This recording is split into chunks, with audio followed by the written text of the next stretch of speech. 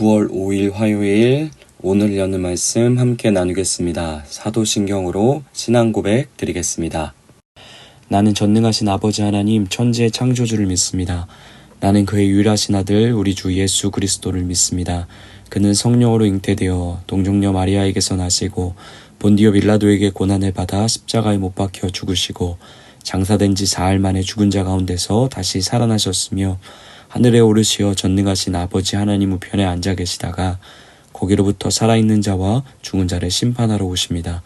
나는 성령을 믿으며 거룩한 공교회와 성도의 교제와 죄를 용서받는 것과 몸의 부활과 영생을 믿습니다. 아멘. 오늘 하나님께서 우리 가운데 주신 말씀은 느헤미야 2장 1절부터 8절까지 말씀입니다. 느헤미야 2장 1절부터 8절까지 말씀입니다. 다 찾으셨으면 우리 함께 읽도록 하겠습니다. 아닥사스다 왕 제20년 니산월에 왕 앞에 포도주가 있기로 내가 그 포도주를 왕에게 드렸는데 이전에는 내가 왕 앞에 수심이 없었더니 왕이 내게 이르되 내가 병이 없거늘 어찌하여 얼굴에 수심이 있느냐 이는 필연 내 마음에 근심이 있음이로다 하더라. 그때 내가 크게 두려워하여 왕께 대답하되 왕은 만세수를 하옵소서.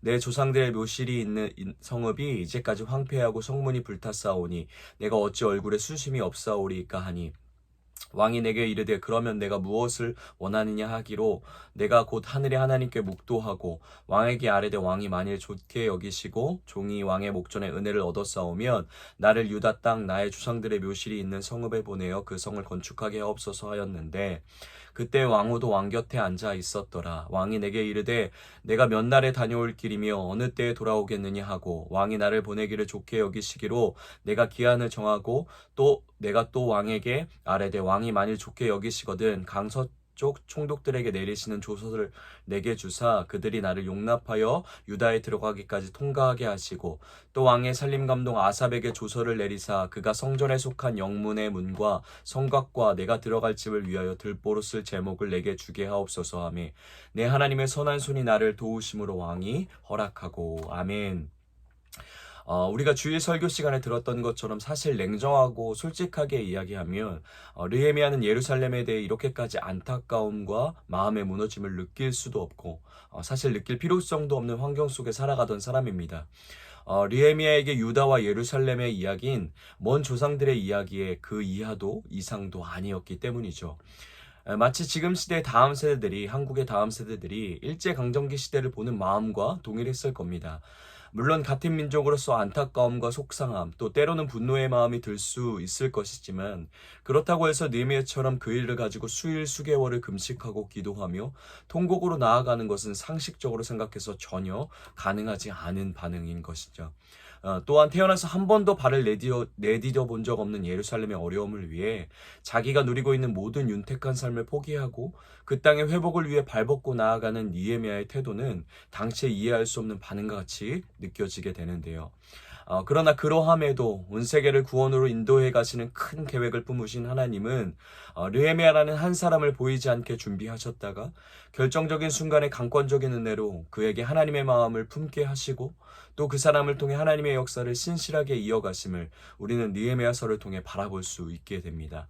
눈에 보이는 상황과 환경은 전부 불가능해 보이고 모든 것이 실패로 돌아간 것 같은 상황이지만 그 가운데도 숨겨진 하나님의 역사는 여전히 신실하게 이어져 가고 있는 것이죠. 모든 것이 하나님의 철저한 계획과 인도하심의 증거이자 자기 백성을 여전히 불쌍히 여겨 자비를 베푸시는 하나님이 이루신 결과입니다. 이것이 우리가 느헤미야서와 에스라서를 읽으며 만나게 되는 큰 중심 주제 중 하나인데요. 오늘 우리가 읽은 말씀 가운데도 우리의 삶뿐만 아니라 모든 역사와 시간들 속에 하나님은 여전히 한 사람을 통하여서 신실한 구원의 역사를 이어가시는 하나님의 이야기로 가득합니다. 어제 오늘을 여는 말씀을 통해 우리가 살펴보았듯 느헤미야는 하나님 앞에 이스라엘 백성의 죄를 가지고 심히 통곡하며 기도하게 됩니다.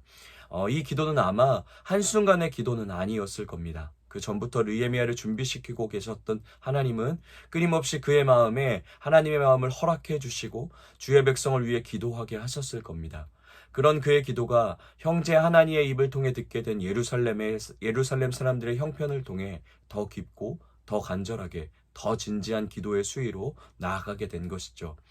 처음 이스라엘 백성을 위한 간절한 회개와 눈물의 통곡의 기도를 하던 느헤미야는 그 기도와 묵상 가운데 이제는 하나님이 보여주신 비전과 마음을 가지고 실제로 무엇인가 행동으로 움직여야 할 때가 되었음을 직감했을 겁니다.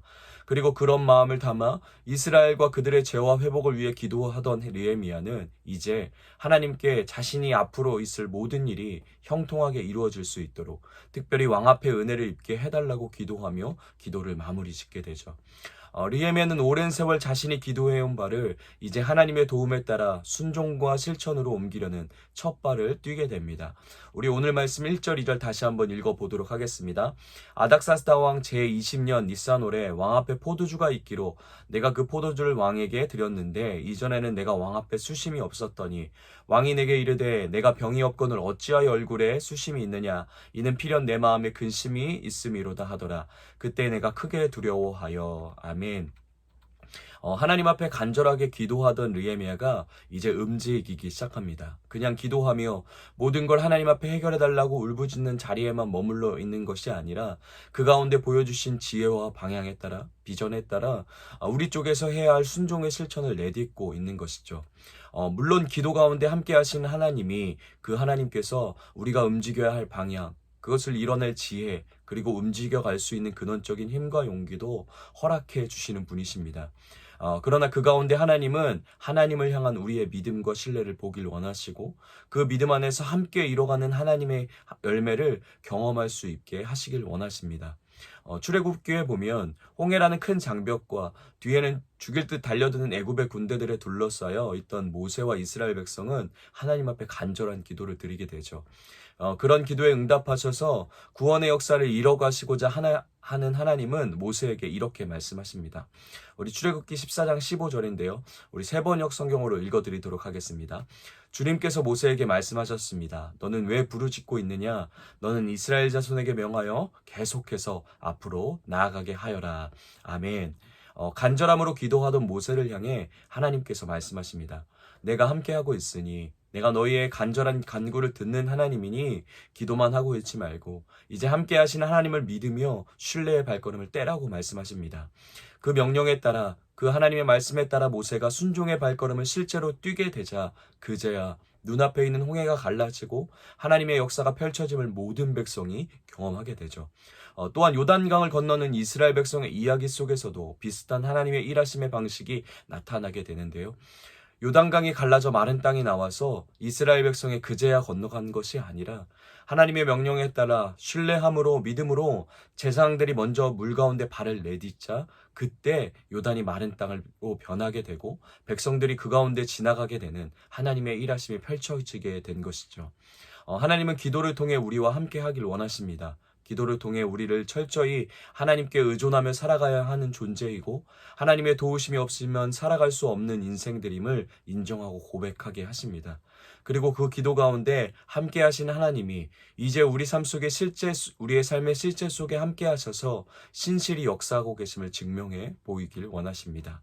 간절히 기도하는 마음으로 한 걸음 한 걸음 매 순간 하나님을 향한 신뢰의 발을 내디뎌가는 우리의 삶 속에 불완전하고 미련한 우리의 뜻이 아니라 지혜롭고 온전한 하나님의 뜻대로 이루어 가심을 경험케 하시는 것이죠. 오늘도 하나님과 깊은 기도 가운데 소통하며 하나님의 도우심 없이 살아갈 수 없음을 기도로 고백하며 두 손 들발 들고 하나님 앞에 나아가는 우리가 되길 소망합니다.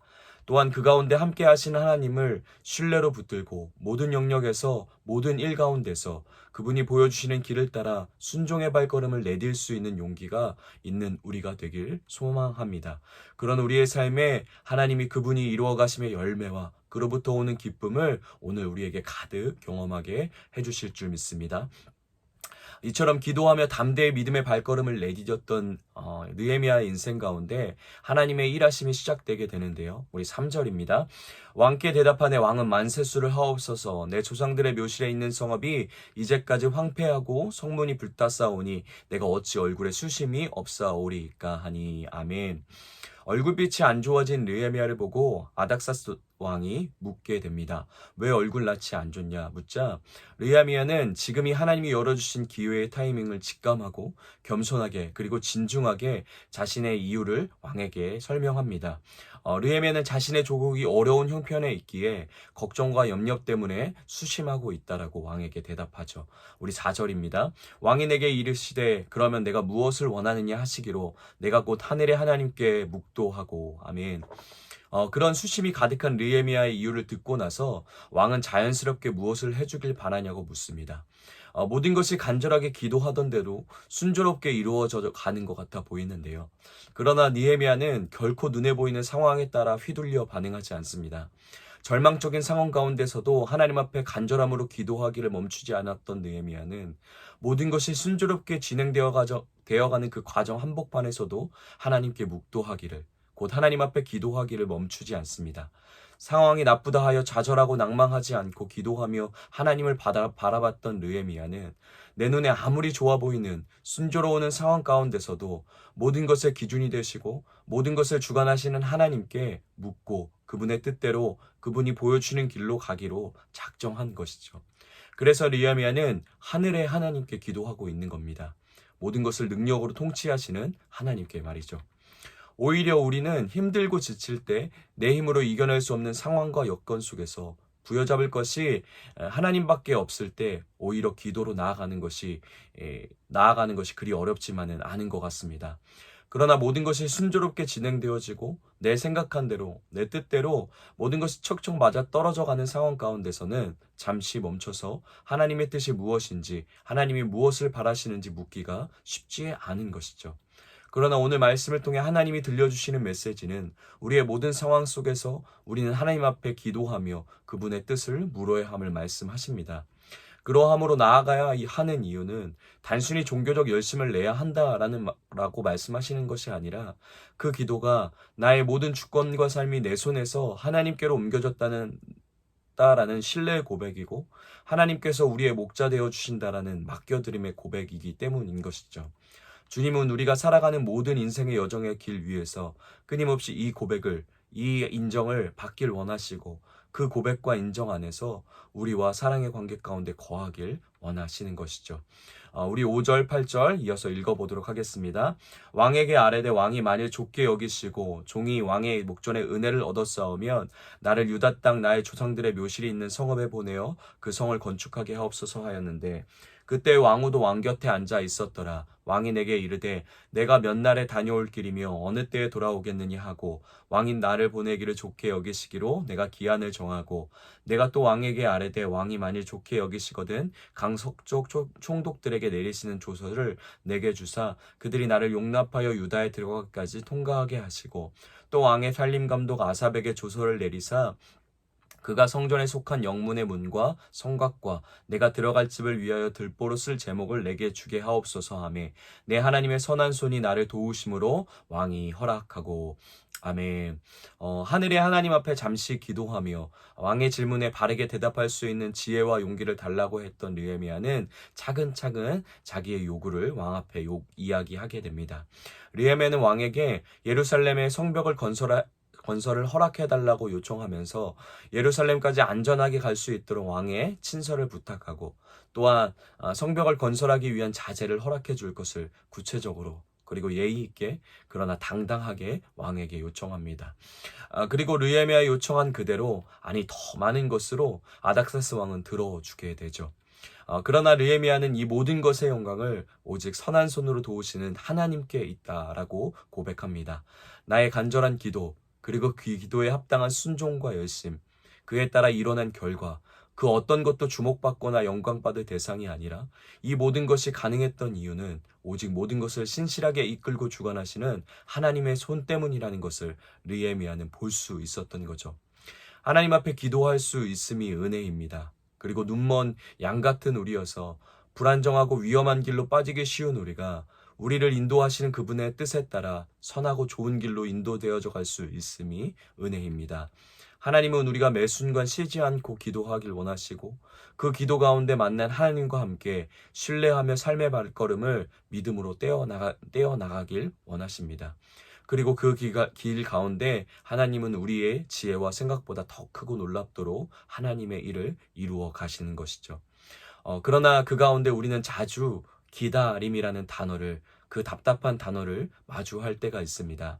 1장의 느헤미야의 기도와 2장의 하나님의 일하심을 본격적으로 맛보게 될 때까지 4개월가량의 느헤미야는 죽을 듯한 금식과 기도를 이어가며 기다려야 했습니다. 하나님이 원하시는 기도였고 하나님의 마음에 합한 기도였음에도, 그래서 하루라도 빨리 이루어져야 하는 내 욕심의 기도가 아니라 하나님의 기도였음에도 불구하고 하나님은 그 일들이 느헤미야의 삶 속에 당장 눈에 보이게 일어나는 것을 허락하지 않으셨습니다. 그 기다림을 통해 하나님은 느헤미야에게 무엇을 허락하셨을까요? 어떤 것을 느헤미야의 삶 가운데 기다림을 통해 이루어 가신 것일까요? 우리 8절의 고백처럼 내 하나님의 선한 손을 볼 수 있는 눈을 허락해 주신 것이죠. 내가 기도해서 이루어진 일, 내가 기도하며 순종해서 이루어낸 일이 아니라 철저히 하나님이 하시는 일이었음을, 전부 하나님이 계획하고 주관하시며 그의 성실한 손이 이뤄낸 일이었음을 볼 수 있는 눈을 허락해 주신 것입니다. 그리고 전적인 하나님의 일하심이신데, 그분이 스스로 이루어 가시는 일이신데, 그 가운데 나라는 이 작고 연약한 존재를 초청하셔서 하나님의 마음을 나눠주시고 입을 벌려 기도하게 하시고, 또 작은 내 삶의 발걸음의 순종을 통해 그것을 사용하셔서 하나님의 뜻을 이뤄가게 하시는 것임을 그 기다림을 통해 인정하게 하시고 깨닫게 하셨을 것입니다. 그렇기에 느헤미야는 모든 영광과 감사를 오직 하나님께만 돌리는 인생이 되게 된 것이죠. 우리도 이 느헤미야 가운데 임한 기도와 기도의 순종의 은혜, 그리고 그 가운데 허락된 기다림의 은혜를 통해서 오늘 하루도 하나님이 우리의 신앙과 삶뿐만 아니라 모든 역사와 시간을 주관하시는 하나님의 손을 볼 수 있는, 발견케 될 수 있는 은혜가 오늘 하루 우리의 모든 에바다 공동체 성도님들의 삶에 가득하기를 다시 한번 예수님의 이름으로 소망합니다. 우리 말씀을 기억하며 이렇게 함께 같이 기도하겠습니다. 매 순간 기도를 통해 하나님과 소통하게 하시고 그 가운데 허락해 주신 지혜를 가지고 순종의 발걸음을 떼어낼 수 있는 하루 되게 하여 주시옵소서. 그 안에서 우리의 모든 삶과 역사를 주관하시는 하나님의 손을 볼 수 있는 하루 되게 하여 주시옵소서라고 우리 말씀을 기억하며 우리 함께 같이 기도하겠습니다. 우리 가정을 위해서는 가정 안에서 일어나는 모든 계획과 시간들 속에서 함께 기도하며 하나님의 뜻을 묻는 가정 되게 하여 주시옵소서라고 우리 가정을 위해서 함께 기도하겠습니다. 교회를 위해서는 우리의 계획과 원하는 바가 아니라 하나님의 마음을 가지고 기도할 수 있는 교회 되게 하여 주시옵소서라고 우리 교회를 위해서 우리 함께 같이 기도하겠습니다. 또 앞으로 이어질 우리 임직식과 또 이제 한 해를 마무리하는 모든 교회의 일정들 가운데 하나님이 원하시는 방향대로, 하나님이 기뻐하시는 뜻대로 모든 성도가 함께 이루어가는 그런 시간들 될 수 있도록 허락해달라고 우리 함께 같이 계속 교회를 위해서 중보하며 기도하겠습니다. 우리 나라를 위해서는 정치적인 입장으로 생명을 이용하지 않고 사람을 사람답게 존귀하게 여기고 존엄성 있게 사랑하며 세워갈 수 있는 나라와 세계와 열방 되게 하여 주시옵소서라고 기도 제목을 가지고 우리 나라와 열방을 위해서 우리 함께 같이 기도하겠습니다. 우리 오늘 공동체 기도는 우리 신정수 집사님을 위해서 우리 함께 같이 축복하며 기도하겠습니다. 개인의 기도 제목, 몸이 아프지 말기를, 건강히 일할 수 있기를. 가정을 위한 기도 제목, 부모님이 많이 아프지 않으시길, 집사람도 완치 판정을 받기를, 은지가 원하는 대학원에 갈 수 있기를, 민우도 건강하게 다니는 직장 탈 없이 잘 다닐 수 있기를. 삶의 현장을 위한 기도 제목, 같이 일하시는 모든 분들께 하나님의 은혜로 충만하길, 그분들이 한 해도 다치시는 분 없이 서로 웃으며 생활할 수 있기를. 교회를 위한 기도 제목, 목사님들과 교인분들이 건강하시길. 사회와 나라 온 세계를 위한 기도 제목은 전쟁과 전염병으로 인한 오랜 시간으로 인해 나라마다 많이 힘들어하는 사람들을 위해 기도합니다. 전쟁이 종식되고 코로나가 안정세로 들어서기를. 이러한 기도 제목을 가지고 계신데 우리 신정수 집사님과 또 우리 신정수 집사님의 가정을 위해서 우리 하나님의 마음으로 마음껏 축복하시면서 우리 함께 같이 기도하겠습니다. 또 우리 각자에게 주신 개인의 기도 제목, 또 우리 가정을 위한 기도 제목, 또 공동체를 위한 기도 제목, 또 세계의 나라와 열방을 위한 기도 제목을 하나님의 마음을 가지고 간절하게 기도하시고 각자의 자리에서 우리 주기도문으로 모든 예배 마치도록 하겠습니다.